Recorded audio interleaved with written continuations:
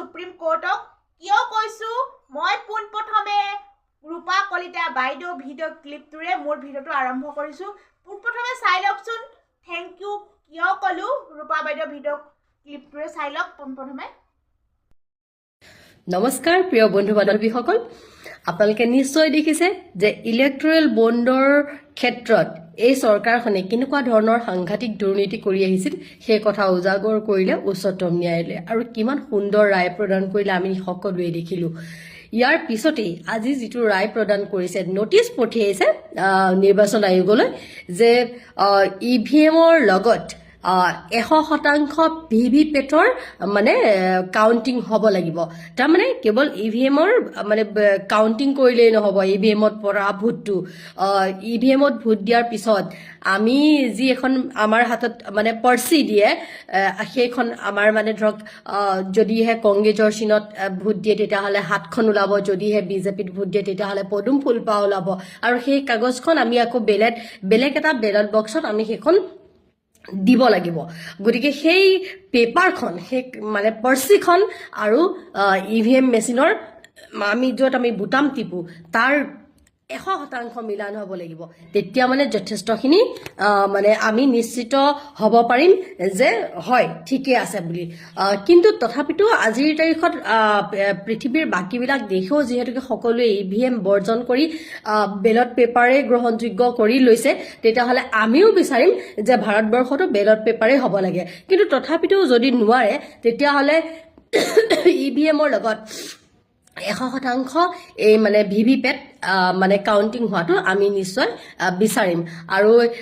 আজি নটিচ দিছে আৰু ইয়াৰ ওপৰতো অধিক যাতে মানে কাৰা হয় নিৰ্বাচন আয়োগৰ ওপৰত আমি সেইটোৱে বিচাৰিম আৰু এইখিনিতে এই কথাখিনি লৈ মই এটা কথা ক'ব বিচাৰিছো যে ভাৰতৰ আমাৰ যিটো ৰাষ্ট্ৰীয় সংগীত আপোনালোকে নিশ্চয় শুনিছে জনগণ মন অধিনায়ক জয় হে ভাৰত ভাগ্য বিধাতা মতলব মানে আমাৰ এই ভাৰতবৰ্ষ দেশখনৰ মানে ভাগ্য বিধাতাই হৈছে আমাৰ ভাৰতৰ জনগণ আৰু এই ভাৰতৰ জনগণক কেনেকৈ সুৰক্ষিত কৰি ৰাখিব লাগে ভাৰতীয় জনগণৰ যিমানখিনি মৌলিক অধিকাৰ আছে সেইখিনি কেনেকৈ সুৰক্ষিত কৰি ৰাখিব লাগে এই সকলোবোৰ সন্নিৱিষ্ট হৈ আছে আমাৰ ভাৰতবৰ্ষৰ সংবিধানখনত আৰু এই সংবিধানখন এলাপেচা সংবিধান নহয় এই সংবিধানখন যিসকলে ৰাজনীতি বিজ্ঞান অধ্যয়ন কৰিছে তেওঁলোকে ভালকৈ জানিব যে 2 বছৰ 11 মাহ কাল বিভিন্ন দেশৰ সংবিধানবিলাক অধ্যয়ন কৰাৰ পিছত তুলনামূলক অধ্যয়ন কৰাৰ পিছত যিবোৰ তাৰ পৰা ভাল সেই ভাল বস্তুবোৰ আনি ইয়াত সন্নিৱিষ্ট কৰা হৈছে সেয়েহে আগে পিছেও আমি দেখিছোঁ যেতিয়াই আমাৰ শাসনকৰ্তাসকলে স্বৈৰতন্ত্ৰৰ ৰূপ ধাৰণ কৰে তেতিয়াই উচ্চতম ন্যায়ালয়ে কিন্তু তেওঁলোকৰ ওপৰত চাবুক চলায় আৰু এতিয়াও আমি সেয়াই দেখিব পাৰিছোঁ যে নৰেন্দ্ৰ মোদীয়ে যি ধৰণেৰে স্বৈৰতান্ত্ৰিক ব্যৱস্থা এটাৰ সৃষ্টি কৰিছে তাৰ ওপৰত যোৱা কিছুদিনৰ পৰা কিন্তু উচ্চতম ন্যায়ালয়ে বৰ সুন্দৰভাৱে চাবুক চলোৱা আমি দেখা পাইছোঁ আমি আশা কৰিম আমাৰ ভাৰতবৰ্ষৰ গণতান্ত্ৰিক যিটো ব্যৱস্থা সেয়া যাতে সদায় মানে সুন্দৰভাৱে প্ৰতিপালন হৈ যায় আমাৰ গণতন্ত্ৰ বচাই ৰখাটোৱেই আমাৰ কাৰণে বহুত ডাঙৰ কথা ভাৰতবৰ্ষৰ জনগণ সুৰক্ষিত হৈ থাকিব লাগে কেইজনমান পুঁজিপতিৰ হাতত আমাৰ ভাৰতীয় জনগণ যাতে গোলাম নহয় আকৌ এবাৰ যাতে ইষ্ট ইণ্ডিয়া কোম্পানীৰ গোলাম যাতে নহয় সেইবাৰ আছিল বিদেশী এবাৰ কিন্তু এই ইষ্ট ইণ্ডিয়া কোম্পানীখিনি কিন্তু স্বদেশী গতিকে আমাৰ অলপ যুঁজ দিওঁতে বেছি কষ্ট হৈছে তথাপিতো আমি কেতিয়াও আশা নেৰো কাৰণ বহু বেয়া মানুহৰ মাজতো বহু ভাল মানুহ আছে ঠিক তেনেদৰে বহু ভাল মানুহে কিন্তু আজি এই ন্যায়ৰ পক্ষে যুঁজি আছে গতিকে আমি আশা ৰাখিম আমি ভাৰতৰ জনগণ সবল আৰু শক্তিশালী হ'ব লাগিব উঠি অহা যুৱ প্ৰজন্মই যাতে চাকৰি বাকৰি পায় সকলোৰে যাতে সমান অধিকাৰ এটা থাকে সকলোৱে যাতে সমান ন্যায় পায় আমাক সেয়াই লাগে আমাক বেছি একো নালাগে ইমান বেছি সম্পত্তিৰ আশা আমিও কোনেও নকৰোঁ খালি সকলোৱে যাতে মানে দুবেলা দুসাঁজ ভালকৈ খাবলৈ পায় উঠি অহা যুৱ প্ৰজন্মৰ যাতে এটা ভৱিষ্যতটো সুৰক্ষিত হয় আমি সেয়ে বিচাৰিম গতিকে আহকচোন সকলোৱে আমি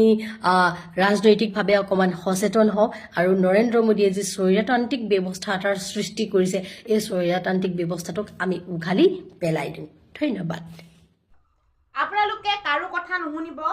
নিজৰ বিবেকেৰে বিবেচনা কৰি ভোটটো দিব যাতে আহি থকা প্ৰজন্ম উন্নতি হয় আৰু আপোনালোকে সময় প্ৰতি লক্ষ্য আৰু আপোনালোকে এবাৰ হাতত হাত দি ওলাই আহক আৰু অসমৰ ৰক্ষাৰ বাবে সকলোৱে দলে বলে ওলাই আহক আৰু একতাভাৱে কাক ভোটটো দিলে আমাৰ অসমখন সুৰক্ষা হ'ব,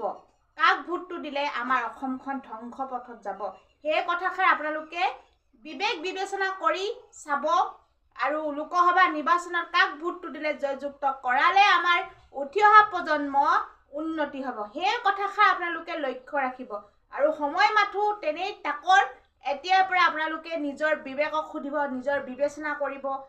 আপোনালোকে কোনোবাই যদি উঠাই দিয়ে আপোনালোকৰ ঘৰত যদি কয় আমুকক ভোট দিবি তামুকক ভোট দিবি বুলি কয়, যদি মানুহ আহে আপোনালোকে কিন্তু মুঠেই নুশুনিব আৰু আপোনালোকে নিজক নিজে সুধিব কোনখন চৰকাৰে কি দিছে, এইখন চৰকাৰে আমাক কি উন্নতি কৰিছে, এইখন চৰকাৰৰ পৰা আমি কি পাইছোঁ, আমাৰ প্ৰজন্মই কি পাব, ভৱিষ্যতত কি হ'ব, সেই কথাষাৰ লক্ষ্য ৰাখি আপোনালোকে অনাগত দিনত কাক ভোটটো দি জয়যুক্ত কৰালে আমাৰ ভাল হ'ব, সেই কথাষাৰ আপোনালোকে নিজকে সুধিব আৰু বিবেচনা কৰিব। ইয়াকে ক'লোঁ আৰু ৰূপা কলিতা বাইদেৱে সুন্দৰকৈ মন্তব্যটো দিলেই আৰু মই আপোনালোকক কৈছোঁ ৰূপা কলিতা বাইদেউক ভিডিঅ'বিলাক চাই মোৰ বহুত ভাল লাগে আৰু মোৰ ভিডিঅ'ৰ যোগেদি ৰূপা কলিতা বাইদেউৰ ভিডিঅ'বিলাক শ্বেয়াৰ কৰোঁ আৰু ৰূপা কলিতা বাইদেৱে যিখিনি ভিডিঅ' দিয়ে তেনেকৈ শ্বেয়াৰ নহয় আৰু ভিউজো তেনেই নাহে আৰু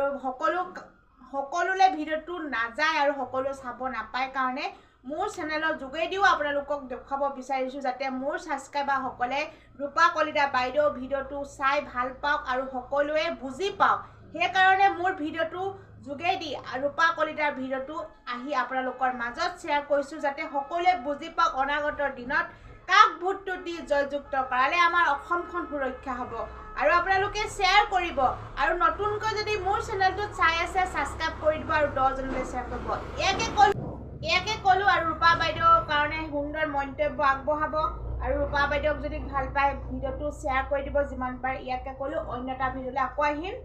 ধন্যবাদ।